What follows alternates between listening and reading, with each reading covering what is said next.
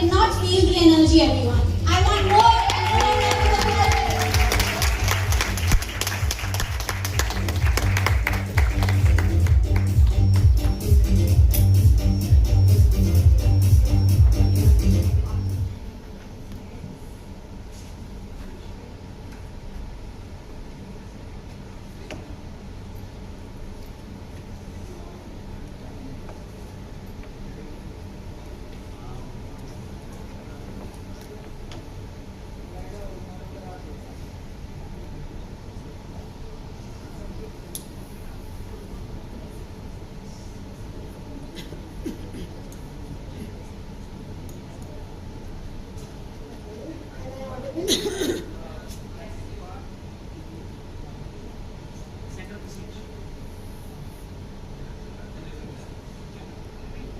Okay.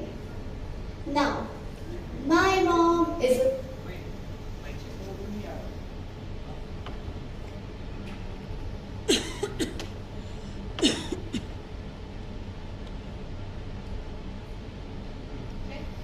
Should I start?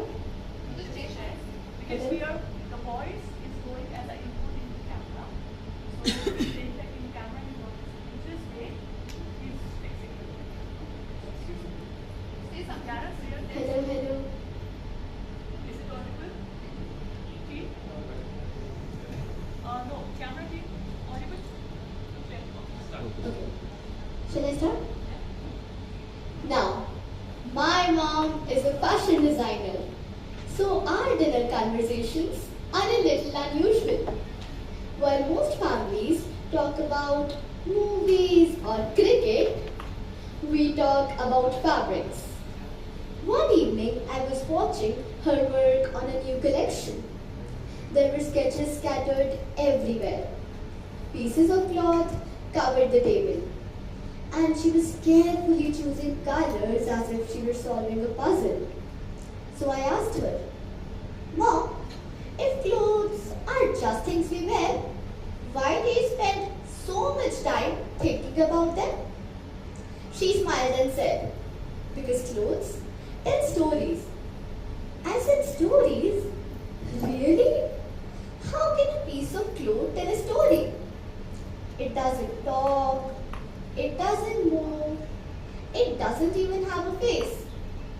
But then she showed me something fascinating.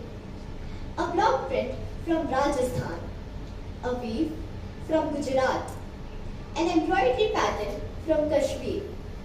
And she explained that every thread carried the story of a place, a family, a tradition, and sometimes an entire civilization.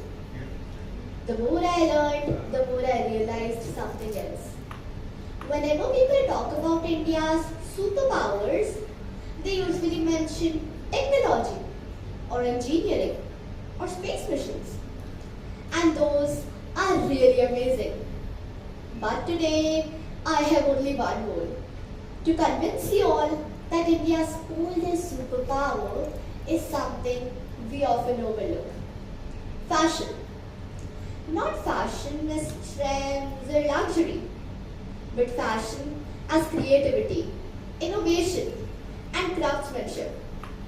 So come with me on a journey, not just across countries, but across 5,000 years of history. Let's start with ancient Egypt. Imagine a powerful pharaoh getting dressed. Golden jewelry, royal crown, magnificent robes. You'd expect everything in his wardrobe to be Egyptian, right? But hidden among those treasures were something special. Soft cotton from India. Archaeologists have discovered evidences of Indian cotton reaching Egypt thousands of years ago. Imagine that. No airplanes, no cargo ships, no online shopping. Yet, Indian fabric was traveling across continents. Now let's jump to ancient Rome. Picture a Rome senator complaining loudly. Some things never change. His complaint, India. specifically Indian fabrics. Roman writers were frustrated because Romans loved Indian textiles so much that enormous amount of gold was flooding out of Rome and into India. Imagine making something so desirable that an entire empire worries in spending too much money on it. That's influence. But India wasn't just making clothes. It was creating colors and developing patterns. Take patola for instance. At first glance, it looks beautiful. But when you understand how it's made, it feels more like mathematics. When I first read about patola, I thought, wait a second. People converting complicated. Try creating a perfect geometric masterpiece using thousands of threads. Now let's jump to the wild, wild, wild of West. You know those bandanas cowboys wear around their neck? Guess where the word bandana comes from? Boundary. Yeah, correct. The word comes from Bandhani, an Indian tie-dye tradition. And while we are at it, let's talk about another familiar word. Dowgary. Any guesses from where this word comes from?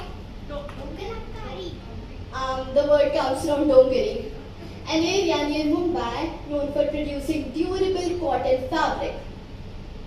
Now let's talk about Kalamkari, one of my favorite textile traditions. Its name literally means art of the pen. Artists create breathtaking design by hand using natural dyes. Every piece is unique. Every piece tells a story. European customers absolutely love these fabrics.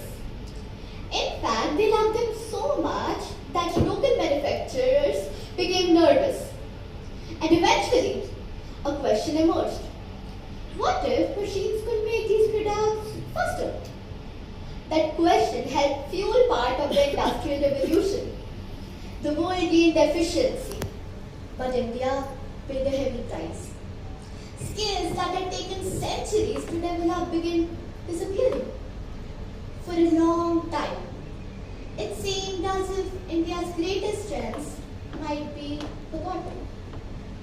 But then, something remarkable happened. A man picked up a spinning wheel. His name was Mahatma Gandhi. Most people remember Gandhi as a political leader, but I remember him as a man who saw power in a simple thread. Because he understood clothing could be more than clothing. It could be a symbol.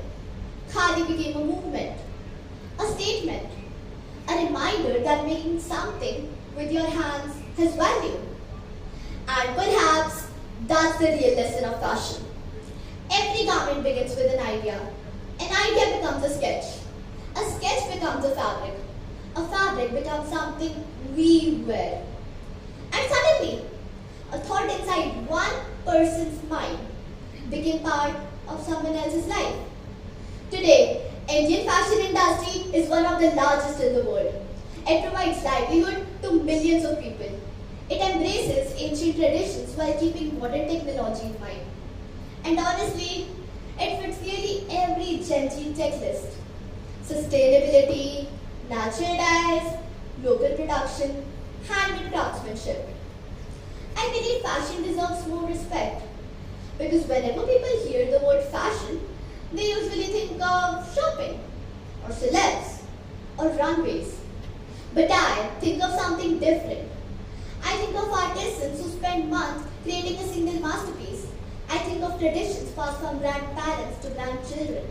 And I think about my mom, the first person to teach me that clothes tell stories. The truth is, India has always been a nation of storytellers. Sometimes through music, sometimes through art, and sometimes through fabric. For a long time, the world listened. Maybe it's time we listen too. Because long before India powered the world's computers, India dressed the world. Thank you.